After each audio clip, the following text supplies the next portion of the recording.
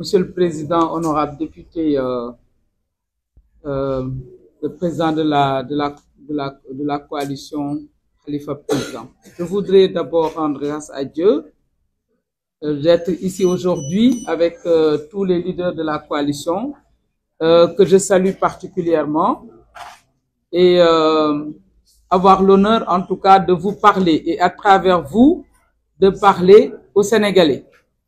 Notre pays est à la croisée des chemins, nous le savons tous, parce que nous allons vers une élection présidentielle avec beaucoup d'enjeux et nous avons choisi, nous, si je dis nous, c'est Hélène Tine et ses amis qui sont dans un mouvement appelé Mouvement pour un Sénégal d'éthique et de travail. Omar Cissé l'a dit tout à l'heure, nous sommes sur la scène politique depuis 1999, donc nous avons participé pratiquement à toutes les alternances qui sont advenues dans ce pays-là.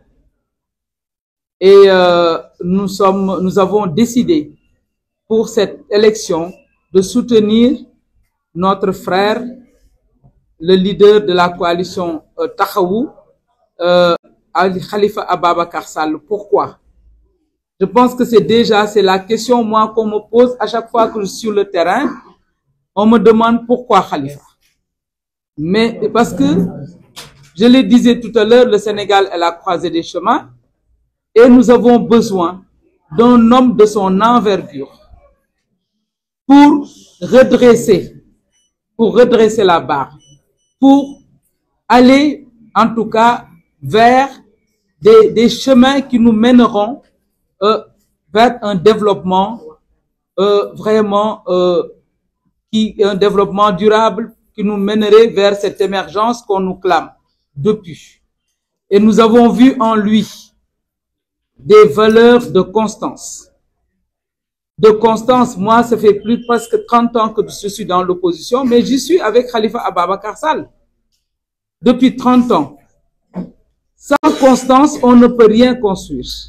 Et je voudrais ici, par rapport à cette constance dans l'opposition, une opposition constructive, pas destructive, que nous avons vécu avec lui depuis presque 30 ans, je voudrais dire aux gens qui se questionnent, qui demandent où va Khalifa Sall. J'ai entendu une de mes sœurs dire que Khalifa Sall, est-ce que Khalifa cherche l'opposition pour, est-ce qu'il va soutenir ceux de l'opposition? Et je voudrais en tout cas dire ici que Khalifa n'a aucune leçon à recevoir de qui que ce soit en termes de positionnement et de posture dans l'opposition. Nous avons participé, nous, à toutes les alternances qui sont advenues dans ce pays. Mais les personnes qui posent ces questions n'ont jamais participé à ces alternances-là. Ils ont toujours été de l'autre côté. Ils ont toujours été du côté du pouvoir. Donc, c'est cette année qu'il cherche à participer à une alternance. Il ne faudrait pas qu'il se demande où est Khalifa Sall. Depuis 2000, Khalifa Sall est resté dans l'opposition, constant dans l'opposition. En tout cas, nous qui sommes restés dans l'opposition, qui n'avons pas valsé d'un régime à l'autre, nous sommes restés avec lui dans l'opposition. C'est ces valeurs de constance. Les autres valeurs, c'est la paix. Nous avons cheminé avec Khalifa Sall, qui a vécu ces dernières années beaucoup d'épreuves en tant qu'homme politique. Nous étions là quand on l'a accusé, quand on a fomenté contre lui, quand on l'a emprisonné, quand on a pris son poste de maire de Dakar, quand on a pris son poste de député, et nous n'avons pas vu pas de velléité, de violence venant de Khalifa Sall, qui a accepté ces épreuves en bon croyant et qui aujourd'hui s'est relevé de ces épreuves pour aller demander aux Sénégalais leur confiance. Nous partageons avec lui ces valeurs, des valeurs pour la paix et la stabilité de notre pays. Ce n'est pas parce qu'on a des problèmes, peut-être qu'on devrait faire basculer tout le pays, et c'est ça que nous avons choisi en Khalifa Sall.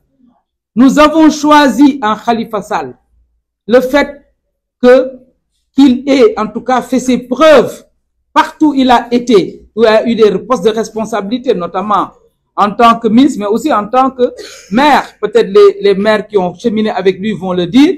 Nous avons vu ce qu'il a fait à Dakar. Nous avons vu qu'il a eu en tout cas des actions qui ont touché directement les plus démunis, même les enfants qui étaient à l'école. Nous avons vu qu'il avait transformé Dakar et c'est pour cela que Dakar lui avait redonné un deuxième mandat qui lui a valu toutes ces épreuves politiques-là. Donc nous savons qu'aujourd'hui, si nous lui confions le Sénégal, les plus démunis, les femmes et les populations de nos villes et de nos campagnes seront vont sentir en tout cas les politiques publiques et lui-même il le dit nous le disons dans le programme de Khalifa président. Nous sommes avec Khalifa Ababacar Sall parce que toutes les minorités, en tout cas au Sénégal aujourd'hui, il n'y a même pas de minorité parce que nous sommes tous des citoyens à part entière, mais nous sommes convaincus que Khalifa Sall, le président, mettra le Sénégalais de quelque bord qu'il soit au-dessus de tout. Et c'est pourquoi nous, on a décidé d'aller avec lui. Nous sommes avec lui en tant que femme aussi, parce que nous savons que demain, il va protéger les droits de la femme. Il va soutenir les femmes sénégalaises. Et c'est pourquoi nous avons choisi de venir avec lui. Si je me résume un peu en wolof, je dirais que ñun tay man Hélène Tine maa ngi sant Yàlla mën a ñëw taxaw seen kanam ndax su ma taxawee seen kanam Sénégal yépp lay waxal. Ñëw fi nag en tant que leader politique boo xam ne lu ëpp ñaar fukki at ak juróom ñu ngi ci langue politique bi mais ànd ak mouvement bu ñuy wax mouvement pour un Sénégal d'éthique et de travail fekk fi sama ay naataango yoo xam ne ñu ngi ci coalition wu donc Khalifa Ababacar président coalition bi conférence des leaders bi ñëw benn échantillon ñëw fi pour waxtaan ak sénégalais man li may àddu mooy lu tax parce que question boobu dañ ma koy laaj toujours lu tax nga tànn dem ci Khalifa Ababacar Sall lu tax nga jàppale ji Khalifa Ababacar Sall ci élection yi man nag ma ni leen man li tax ma def ko d'abord Khalifa dama li ma njëkk a bokk ak moom mooy gëm-gëm ci politique mooy am constance ci politique ndax ñaar fukki at ak juróom ëpp na ko moom depuis 2000 génnul teggiwul tànkam fa mu bokkoon teggiwul ba te dàq nañ ko sax moom fa la bokk ba léegi di doxal gis-gis ba mu amoon foofu ñun dañ ko fekk en 2000 man 99 laa dugg politique ñu ànd ak ñoom ñu génn ci pouvoir bi ñu rattraper leen dans l'opposition et depuis lors lu ñu gis ci Khalifa mooy constance li ñuy wax constance xaw ma nuñ koy waxe ci wolof mais mooy dëggal na boppam si fa nga xam ne fa la sax ci biir opposition bi dëggal boppam si ànd ak askan wi maanaam tooguloo rek nguur fu muy xeeñ wala fu mu ne nga sol sa dàll tàbbi fa loolu lañ bokk ak moom 25 ans ngi nii seetoo fuy nguur gi di xeeñee seetoo fu nguur gi tàbbee donc ñun man de personnellement alternance yi am fii Sénégal yépp bu 2012 te fas yéene naa bii di ñëw nga xam ne dinañu alternance teg fi Khalifa Ababacar Sall ñu bokk ci alternance boobu kon ñi nga xam ne nag ñu ngi laajte ne Khalifa ndax mu ngi opposition wala fan lañ nekk am na sama benn xarit sama sœur bu ne mu ngi wër ndax Khalifa suy wër opposition war na mën a ñëw ci seen camp mais Khalifa mësul jóge opposition Khalifa opposition la mos a sax moo tax li ko dal yépp dal ko te moom tamit ñooñu di ko laaj ñoom mosuñu bokk ci benn alternance ci réew mi ñun de saa yi ñuy xeex pour alternance am ñoom ñu nga ca parti ba nga xam ne foofa la nguur gi ne kon nag amuñu benn leçon bu ñuy jox Khalifa Sall ak di ñu ko jox ci wàllu suñu taxawaay ci biir opposition Sénégal fii amuñu benn leçon bu ñuy recevoir Khalifa Sall wax naa ko li ko dal li tax ñu ànd ak moom mooy toog ci opposition ànd ak askan wi liggéeyal askan wi moo tax ba ñu dal ci kawam mbugal ko tëj ko fi kaso nangu ndombo tànk meeram nangu ndombo tànk députéem waaye nag taxul ba tey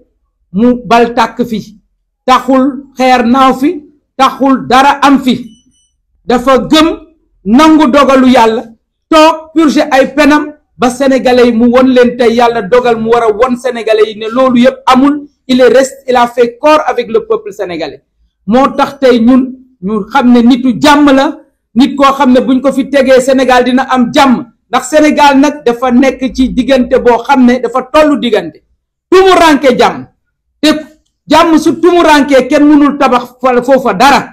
ñu xam ne moom tey nitu jàmm la, nitu jàmm jooju la ñuy topp, moom la ñu yéene Sénégal bu ëllëgee ñu teg ko fi. Khalifa Sall gis nañ ci moom ne ku gëm la, koo xam ne respecté na sénégalais yépp fu ak fu ñu mënti ne, te nitu jàmm googu maa ngi ciy wax ne ñun ñi ànd ak moom barki démb Thiès ba ñu rombee kër Idrissa Seck moom moo jël décision pour dem saafonteeg moom. ba ñu rombee Boubacar Camara muy ndogu Sams Prestige moo ne du fi romb, kooku yëg ne mu ngi fiy romb te nuyowu ko mu saafonteeg moom.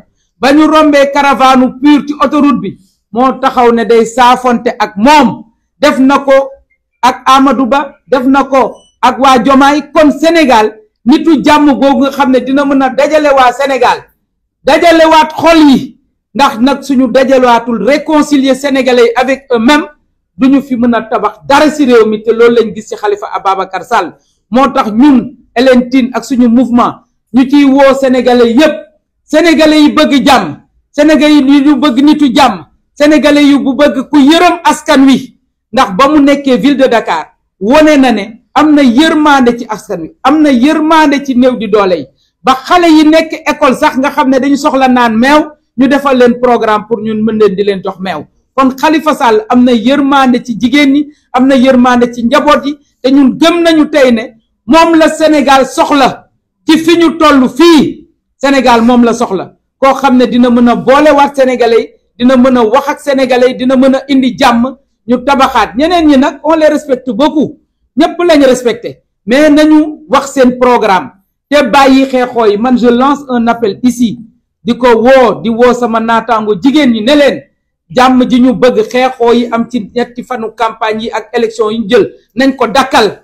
te ñun jigéen ñi nekk ci kuréel yi, nekk ci coalition yi, ñoo war a taxaw fexe ba jàmmarloo du am, ndax kuñ ciy gaañ suñuy doom la ñuy gaañ, kuñ ci yàq suñuy doom la ñuy yàq.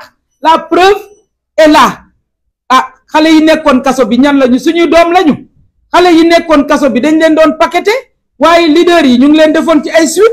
kon nag xale yi nañu xoolaat seen bopp, jigéen ñi nañu woote, xale yi ñu arrêté violence bi, parce que Sénégal ñoo ko bokk, te Sénégal mënuñu ko tabax ci violence. li ci des maa ngi woo ñi nga xam ne ñëpp ay nitu jàmm lañ, bëgg nañ Sénégal sax ci jàmm, bëgg nañ ku am expérience, ku xam yor nguur, yor Sénégal. ñu bañ nañu ñëw fekk si ñu ci coalition bi ñu ànd fal Khalifa Sall le 24. maa ngi leen di gërëm di leen sant.